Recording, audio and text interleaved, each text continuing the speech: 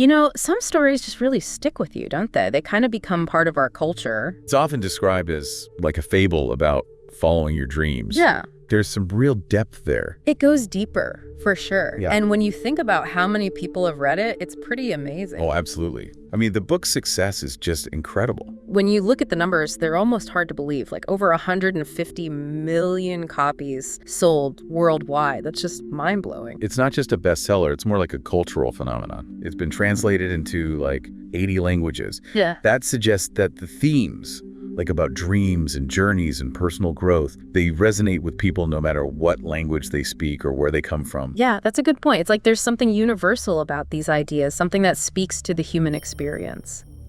Welcome to Between the Lines. Today we'll be exploring The Alchemist. Paulo Coelho's book. Well, actually, The Alchemist is often recommended reading in some schools for teenagers. That's really fascinating. It makes you think about why this book, it's not a very long book, why it keeps captivating readers even after all these years. Yeah, it's one of those books that can really connect with people of all ages. And here's the really crazy thing. Even after 25 years, it's still on the New York Times bestseller list.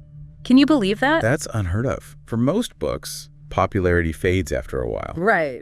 Like it's a flash in the pan and then it's gone. But The Alchemist, it's like people keep coming back to it again and again. It's a constant source of inspiration for new generations of readers. What is it about this book that's so timeless and speaks to so many people and still be relevant for us today? Right. That's what we really want to dig into today. Why The Alchemist has endured and why you might want to have a copy on your own bookshelf. He actually describes the book as a metaphor. It's the story of someone who keeps delaying their dream because they've convinced themselves it's impossible. So for those who might be new to this story, The Alchemist follows the journey of Santiago, a shepherd boy from Andalusia. So let's start at the beginning. Okay. Santiago has this recurring dream, this vivid image of finding treasure at the foot of the pyramids in Egypt. And it's this dream, this kind of persistent calling that sets his whole journey in motion, right? Exactly. It's the initial spark.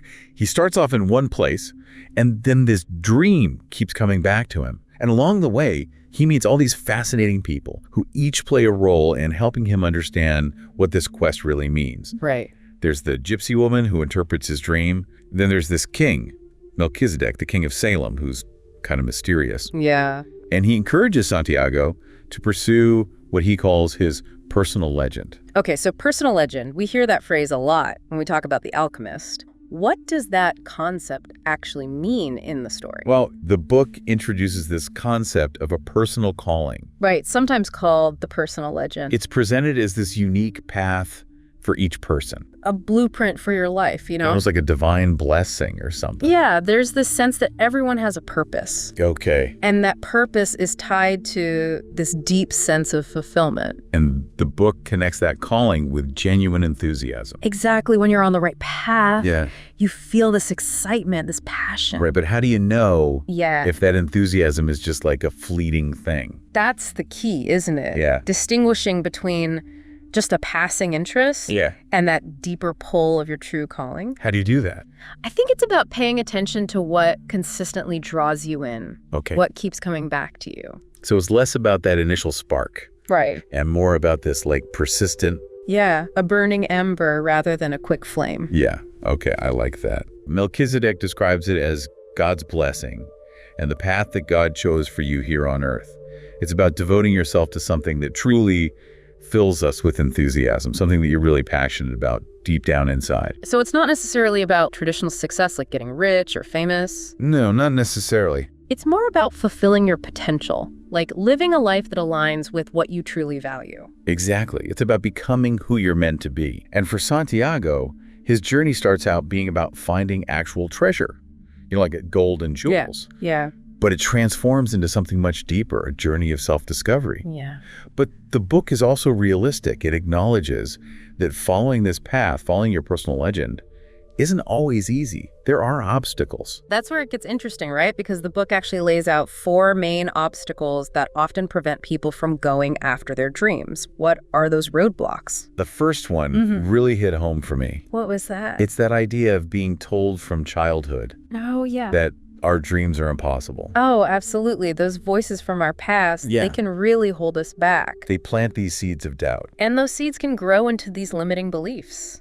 Is this belief that what we really want is impossible. Like it's just a silly dream and we shouldn't even bother. And this belief is often instilled in us when we're kids. So we kind of get discouraged before we even start. So how do we break free from that? Well, I think it starts with recognizing those beliefs for what they are. All right. They're not necessarily truths. Right. They're just perspectives that we've internalized. And often they're not even our own perspectives. Exactly. They're inherited from our parents or society. Yeah, we have to challenge those beliefs. Absolutely question them. Yeah. And see if they're actually serving us. The second obstacle is the fear that love and commitment might mean giving up on our personal ambitions. You know, like we have to choose between our partner or our dream. Yeah, a lot of people struggle with that. Absolutely. It's interesting how the book presents this, right? Yeah. Because on the one hand, love can be a distraction. We see that with Santiago and the merchant's daughter. Yeah, their connection. Yeah. It definitely pulls them in a different direction. But the book also suggests that love can be a motivator. True love can be a powerful driving force. So it seems like the key is whether the people we love Yeah, can walk alongside us on our journey exactly, if they support our growth.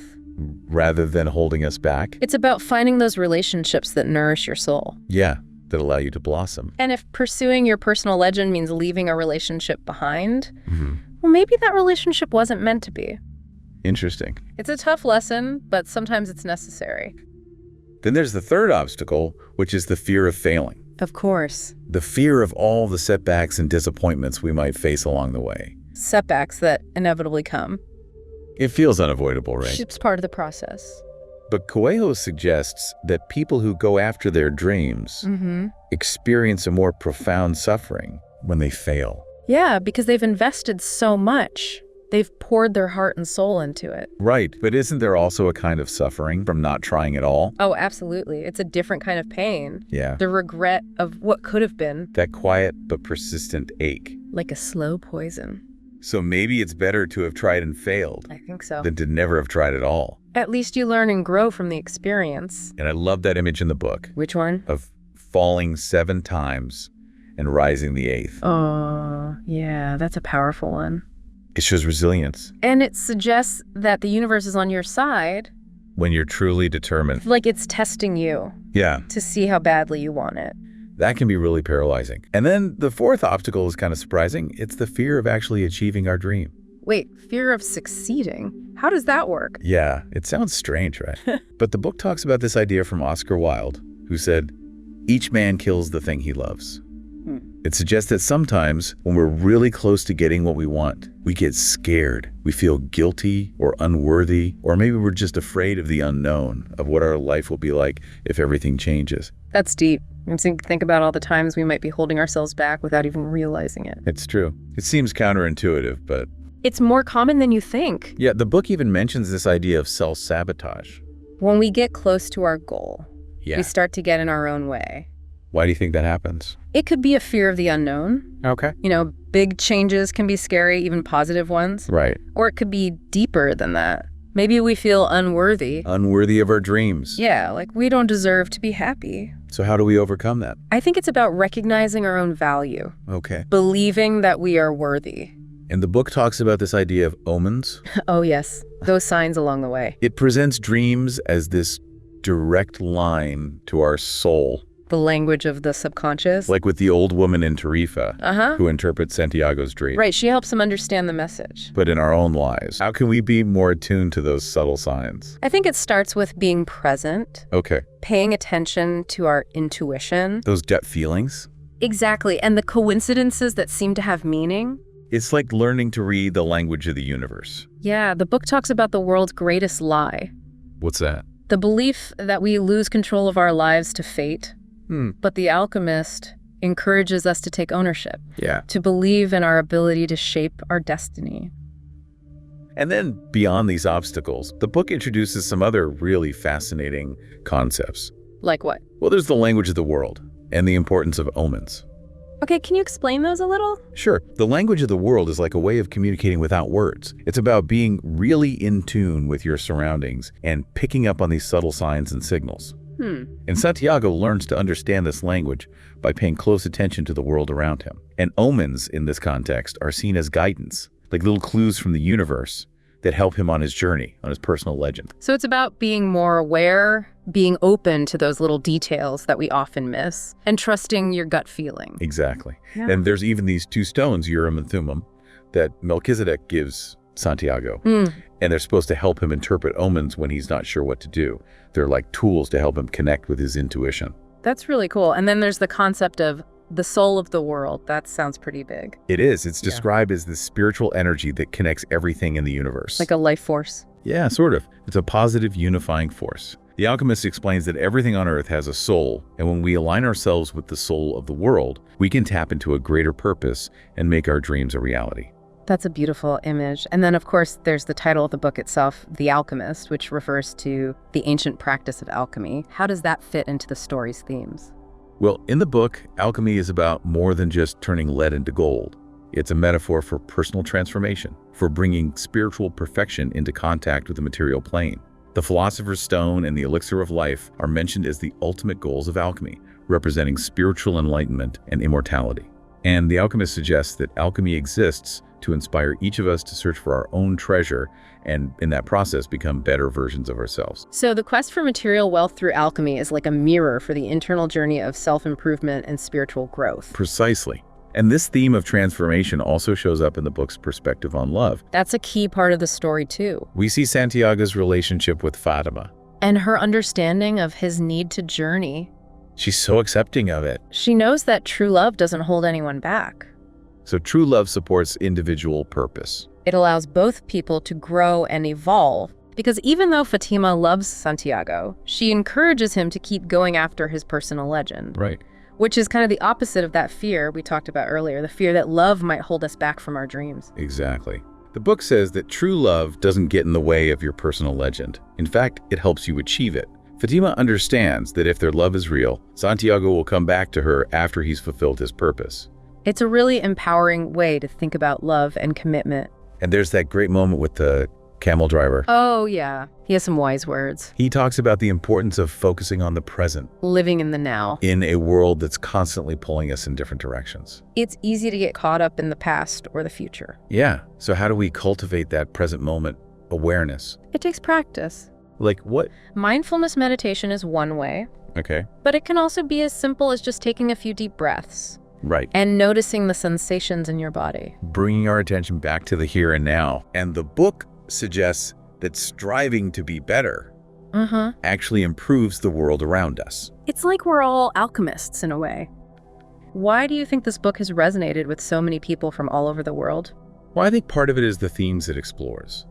You know, the desire to achieve our dreams, the strength it takes to overcome obstacles, and the search for meaning and purpose in life. These are things that everyone experiences no matter where they come from. We all want a fulfilling life. That makes sense. And the way the story is told, as a fable, makes it really accessible. Yeah, definitely. It doesn't get bogged down in complex language or philosophy. It speaks directly to the reader. And it's engaging for a wide range of readers, even teenagers who are starting to think about these big life questions. That comparison to The Little Prince makes a lot of sense because both books take these profound ideas and present them in a simple, almost magical way. And Paulo Coelho is really good at combining that engaging storytelling with moments of real insight. He is. It's like you're not just reading a story, you're also learning something about yourself and the world around you. Exactly. It's that bedrock of wisdom that Booklist was talking about. And I think that's why The Alchemist is still a must-read today. These themes of purpose, resilience, and interconnectedness feel more relevant than ever in our complicated world. So for our listener, if they're thinking about reading The Alchemist, what are some key takeaways they might get from it? Well, I'd say there are at least 5 important things to remember. First, the book really emphasizes that each person has a unique personal legend to follow, a path that's meant just for them. Second, it reminds us that challenges and setbacks are a natural part of the journey, and we can overcome them with courage and determination. It's good to remember that. It is. Third, there's this optimistic idea that when you fully commit to your dream, the universe will support you in achieving it. Fourth, The book stresses the importance of listening to your intuition, of recognizing and following those little signs and clues that life gives you. And finally, it offers a really positive perspective on love, suggesting that true love will actually help you achieve your dreams, not hold you back. So to sum it up, what would you say is the core message of The Alchemist? What's the main thing that people take away from it? I think at its heart, The Alchemist is a powerful reminder that it's important to discover who you truly are and to have the courage to pursue your deepest desires, no matter how scary they might seem. It encourages you to trust that inner voice, to see the interconnectedness of everything, and to understand that the journey itself, with all its ups and downs, is just as important as reaching the final destination. It's a great message, especially in a world that often pressures us to conform and play it safe. It reminds us to listen to that inner calling and believe that we can achieve something truly meaningful in our lives.